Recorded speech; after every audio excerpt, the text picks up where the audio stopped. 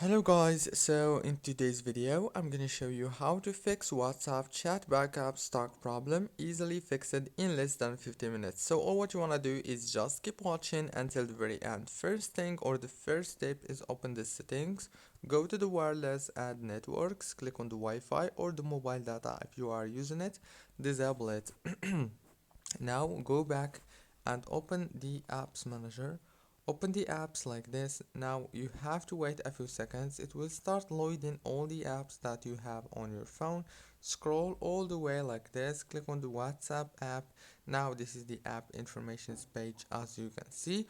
All what you want to do here is click on this for stop and click on the storage.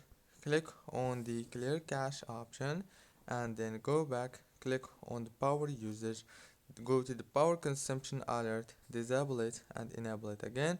Now all what you want to do is reopen the Wi-Fi or turn it on again like this and go to the Play Store, search for the WhatsApp and click on update, and you can do the same thing on the iPhone.